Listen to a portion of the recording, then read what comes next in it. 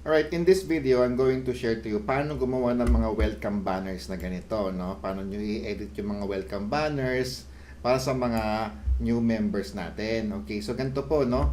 Una, hindi kayo makakagawa ng ganito guys kapag hindi kayo naka-Canva Pro. No, kailangan po kasi naka-Canva Pro Professional. May bayad po 'yon. Ngayon, huwag kayo dito mag-pro dito sa mismong Canva kasi mahal po dito, no?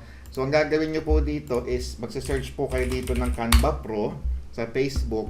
May mga nagbebenta po dyan ng mga Canva na Pro na premium patulad po nito, 49 pesos lang. So, mag-inquire lang kayo dyan and then magpa-activate kayo ng Canva Pro. Kasi para saan po yung Canva Pro? Pag wala kayong Canva Pro, hindi po magiging transparent itong image natin. Okay? So, malinaw po tayo doon ha. So, ngayon, bibigyan ko kayo ngayon ng link. Okay? Ito yung template link natin. So, ika-copy link ko to, tapos isi-send ko ngayon sa inyo. No? So, ganito mangyayari dyan. Makikita nyo dyan yung Canva link na yan, tapos i-click nyo po yan. Okay? Pagka-click nyo ng ganyan, makikita nyo po dyan yung layouts na. No? Ayan, ngayon, hindi pa kayo makakapag-edit dyan. Again, hindi pa ho kayo makakapag-edit dyan kasi hindi ho pwedeng i-edit yan. Para ma-edit nyo po yan, pupunta po kayo dito sa file, and then, click nyo po yung make a copy. Okay? So, mas madali po ito kapag sa computer. Kasi mahirap po ito sa cellphone. Pero pwede naman din sa cellphone, no? Ayan. So, ngayon, dito na kayo ngayon, di ba? So, halimbawa po, gagawa tayo ng bagong template, no? Halimbawa, si Sir Randy, nagpapagawa po sa atin, no? Halimbawa, itong si Janet Compuesto. Okay? So, yan. Copy nyo yung name niya, tapos i-save nyo po dito. Save nyo sa computer ninyo. Tapos, ayan, upload tayo ng files dito po, no?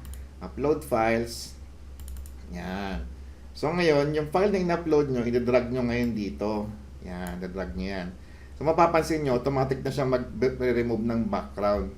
Ngayon, i-position nyo lang po siya ng maayos, no? Depende po sa gusto nyo pong liitan, igaganyan nyo lang po yan. Yan. So, ganyan po yung ha. Ayan. So, make sure lang po na i-paste nyo ngayon yung name niya. Ayan, Janet Compuesto. Ngayon, in saving naman, click nyo yung share. Tapos, click nyo yung download. Ayan. Tapos, make sure lang po na yung isang page lang ay da-download nyo kasi naka-default po yan sa select all.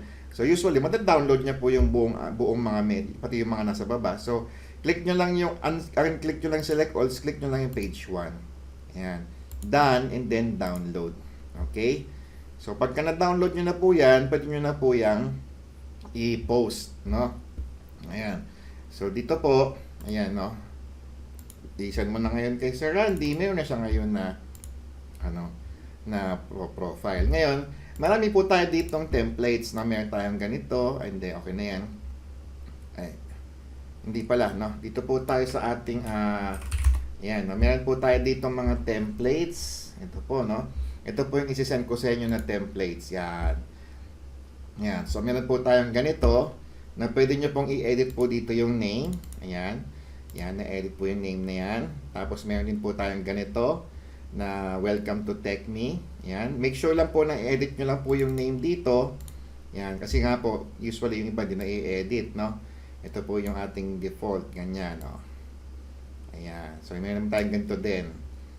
Okay? So, hingin nyo lang po sa akin yung So, make sure lang kung ano po yung in-edit nyo, yun lang po yung isa-save nyo na page. Okay? So, again, sana po may natutunan po kayo dito. And kung meron kayong question, PM nyo lang po ako. Yun lang po.